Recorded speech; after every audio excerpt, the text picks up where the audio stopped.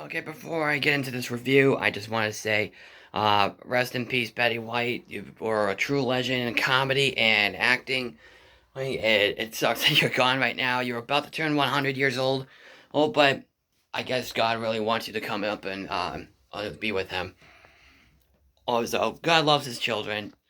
Also, may she rest in peace. So, with that said, on Happy New Year, and I have 3 reviews to do. I'm gonna do a separate video.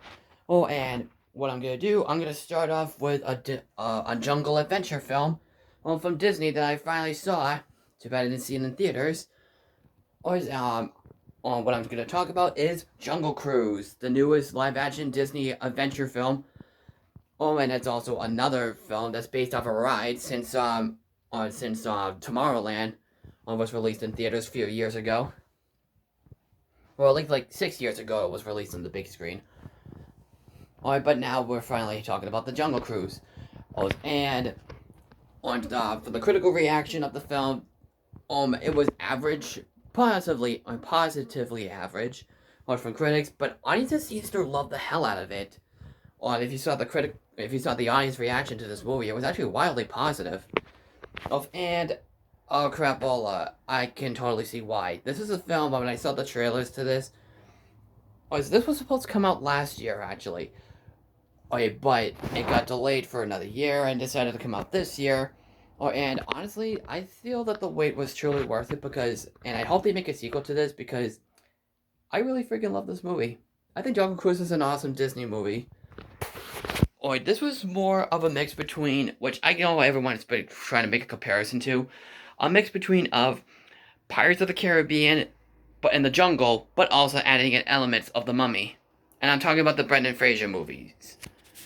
Of The Mummy. It was perfectly obvious, but not only is the creative of writing and the characters in this, I'll explain that after I talk about the story.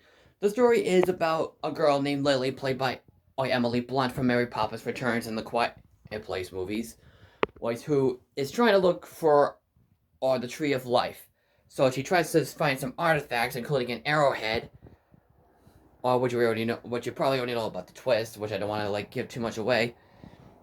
So her brother, or Maguire, or who's actually pretty much of a gay character in this movie, which I'm totally fine with because I'll talk about this guy in a minute.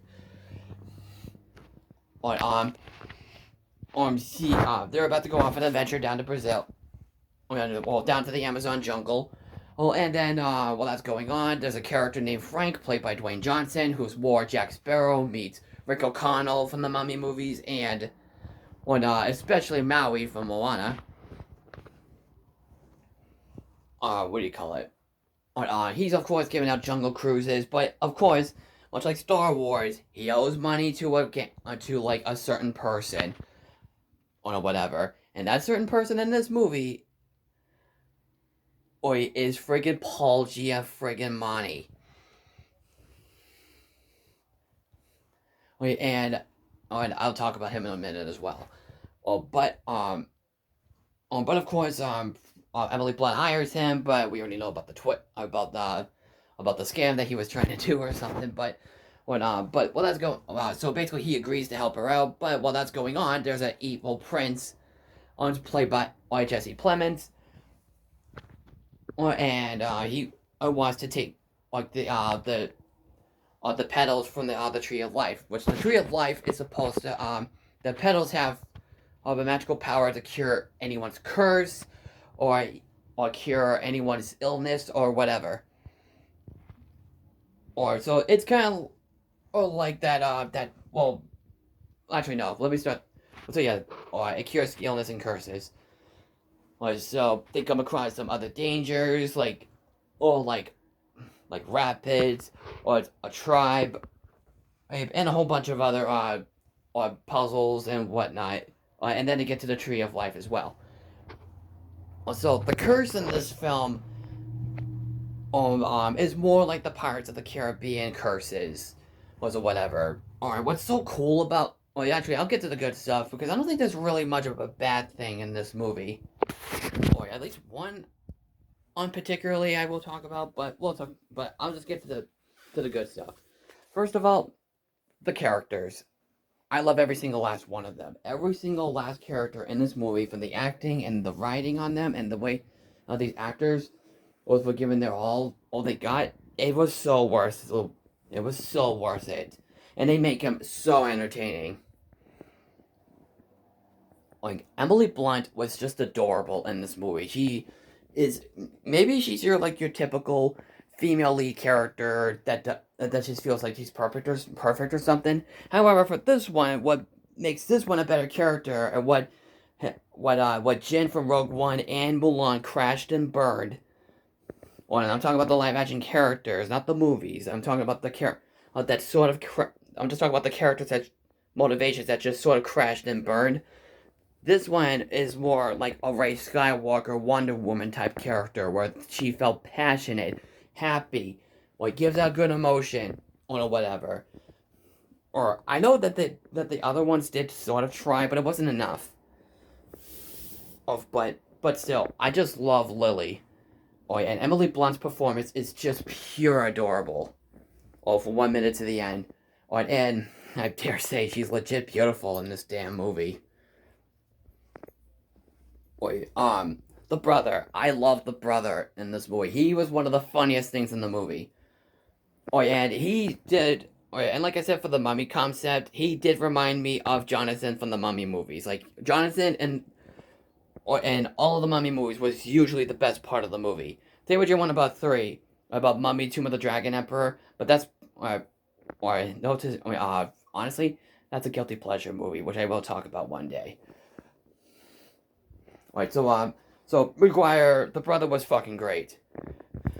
Like, oh, excuse my language though. What do you call it? What do you call it? Dwayne The Rock Johnson was the best part of the movie, at least for me personally. He was like the best character to me, and I really enjoyed him from 1 minute to the end. He plays it more or like Maui from Moana, but also like a Jack Sparrow, Rick O'Connell type character, but that basically a character that lived for like hundreds of years. So technically, it's like a demigod. But really loved him. The villain was great. I really liked his performance. I'm pretty sure it's a German performance. It's pretty much of a German performance. It's like they're being chased down by Nazis or something.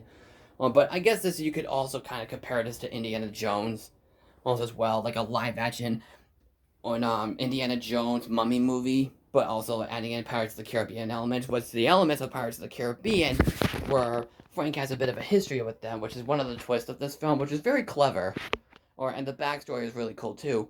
But their powers in this, there's this one guy that has a bunch of snakes, which is the leader, and his design was really so cool. There's another guy that has tree vines coming out of him. Another one that has like mud, and another one that spits out fire, and another one that has honey around him, which is so freaking cool. Well, like honey and bees around him. These are so clever. Yeah, these are so creative and clever. It might as well be in a Pirates of the Caribbean movie, but for a movie like this, it totally makes sense. And they're cursed because they can't leave the jungle.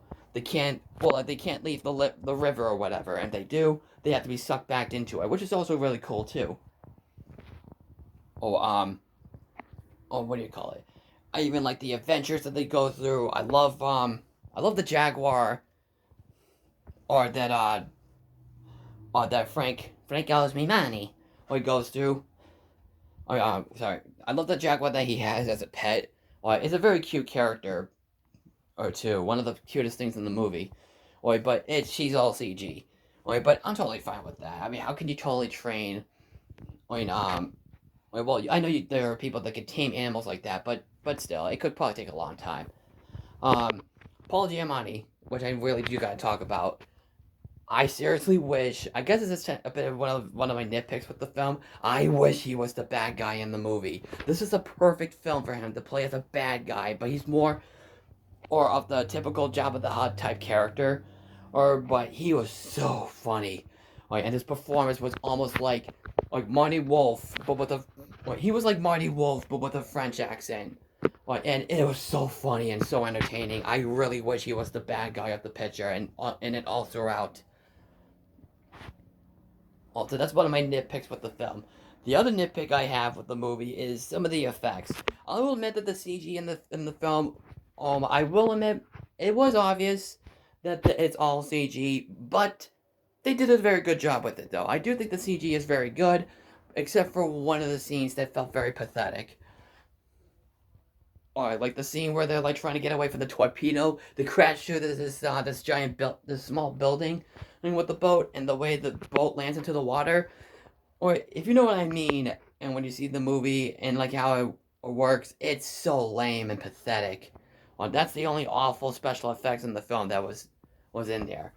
So the effects were pretty obvious that it was all CG, but they did do some things very cleverly on it though. But I really wish the effects were just a little bit more improved over whatever. Because honestly, I feel that the Pirates of the Caribbean movies did these effects just a little more or better than that. But well, what else would I? But honestly, that's my only main problem with the film. Oh, but everything else, I know this is not really necessarily perfect. Or at first, I was like giving it like an 8 out of 10 movie, but I did watch it a few times, and the more I've watched it, like I personally love it more and more. Alright, what else about? Oh, and about the music in this film. That's another good thing I have to say about it. The music done by James Newton Howard. You recognize his work. Ryan the Last Dragon. And, the first Space Jam, Atlantis, Dinosaur, Treasure Planet. The first Maleficent movie. The whole bunch. Which so honest to God, I'm just gonna say right now, this movie was awesome, in my opinion. This is probably one of my favorite live-action Disney films. When I say it's as good as the Pirates of the Caribbean movies, that's extremely hard for me to decide which is better, this or Pirates of the Caribbean. But they are saying that they are gonna make a sequel to this, and I'll be ready for it because I want to see more adventures with these characters. I love these characters so much. I want to see them in another project, with all the same actors. And I want to see what other treasures they can come across. I love movies like this that can create something like mystical and magical or whatever, and have curses or whatever, and have like adventure and comedy. These are the kind of movies I really love.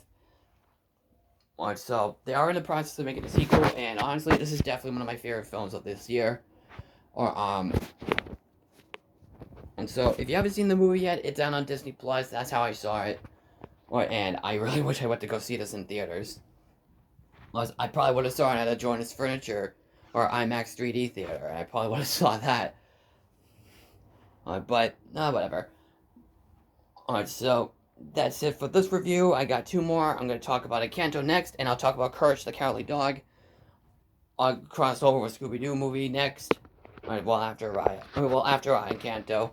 Oh, and you will not see a review for Spider-Man No Way Home because I don't have a movie theater right near me right at this time, which sucks. And I can't review Free Guy right now, which I'm dying to see as well. So that's it. And if you've seen the movie, what did you think? Comment below. Follow me on Twitter, Instagram, and Facebook. Don't forget to subscribe and share the video, and I will see you in the next video. Take care.